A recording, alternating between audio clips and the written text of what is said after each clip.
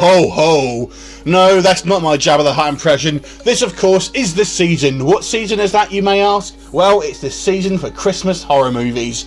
And what better way to start this off than, well, Christmas Horror Story, which is a 2015... This is actually an anthology film, believe it or not. But it kind of plays a little bit different than your maybe standard anthology film, so I'll explain this in a moment. So essentially here, you have 4 stories with a kind of a bit of a wrap around with William Shatner actually starring in that one. Now, with most sort of anthology films in general, the way they kind of work is you have one story, has a beginning, and it kind of goes through to the end, and you move on to the next story.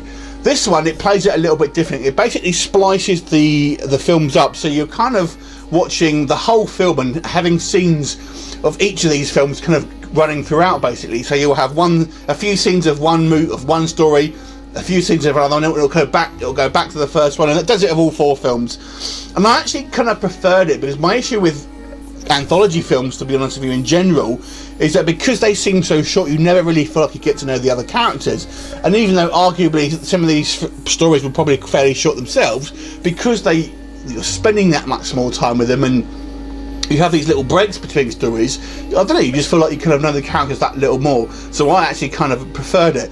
There's actually 4 stories in this film, so we'll kind of run through each of them. They are kind of linked, and the other thing I would say, the way it's shot and the way this film is put together, it makes you feel that they're kind of all running sort of concurrently and at the same time, and at least 3 of them are happening in the same kind of area. So you almost feel like this is all happening in one area. This one particular area of America has been cursed by some kind of Christmas evil spirit, and so it's good. It's a better way of doing it, I personally think. So I'm going to run through the 4 films. I'm not going to go into spoilers. So the first one I'll talk about is the actual Santa Claus one. You'll probably see him on the cover, and I think this is probably the one that we will see the most screenshots of and things like that. But to me, this was the weakest out of the films, although it does have the best ending, and it's got a really good twist ending to this, and I really enjoyed the ending.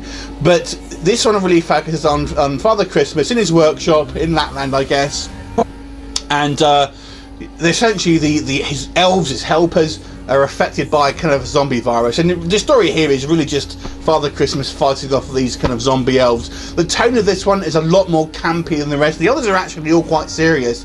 This one, by contrast, is a little bit campy, and I didn't feel it kind of, the tone of it didn't kind of fit well with the other 3 sort of shorts, basically. And there was not a lot of story in this one until we get to the end, which I thought was very good and very, very clever.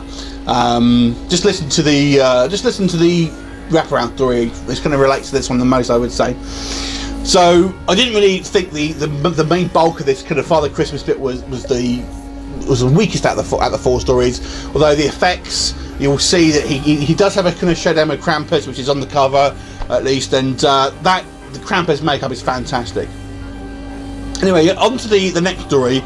My personal favourite one was about a couple to basically take the young son into the woods to get a Christmas tree, and something happens to the young boy, and all I'll say to this one is a genuinely creepy film. It's got really good special effects, and they're used effectively, and I really liked it. And the male lead in this one actually has something to do with one of the other stories, which I'll come on to next. But to me, this was the strongest out of all the kind of the 4 shorts. Although it does have a little bit of a weaker ending, which I felt was a little bit of a cop out. But overall, I felt this was the strongest out of the 4 shorts. The next one I'll talk about, like I said, does have some connections with that second one I just mentioned. And this basically has these 4 kids. Oh, sorry, there's 3 kids. Sorry, I think that go basically creep into school to try and kind of shoot a documentary on basically a murder scene that happened there previously. And this one's more of a kind of your traditional kind of ghost story. This one was again one of there's 4 films here. 2 of them I felt were a little weaker, 2 of them I thought were good. This one was one of the weaker ones. It's not bad, it does have some kind of creepy elements to it, but I didn't really feel it had much new to offer, this one. And kind of, when you had scenes from this particular film, you just kind of wanted them to kind of get on and it's something to drag its heels a little bit, to be honest with you. There are some creepy moments in it, it's fairly well acted. But overall, it's more of just your standard kind of haunted old school, I guess. The last one I really enjoyed as well. This was my second favourite, and this basically focuses on a family that are being hunted by a creature.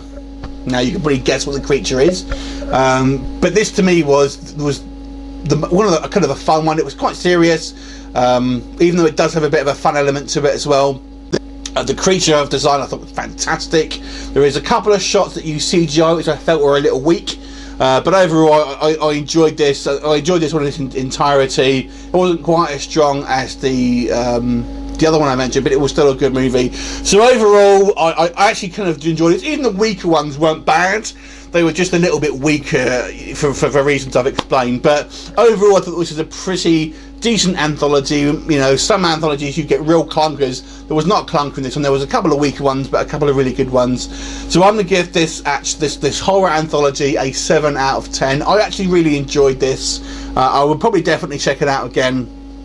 So, overall pretty good package. 7 out of 10 for me. Have you seen it? What did you think of it? Leave me a comment, and I will look forward to seeing you next time. Bye for now.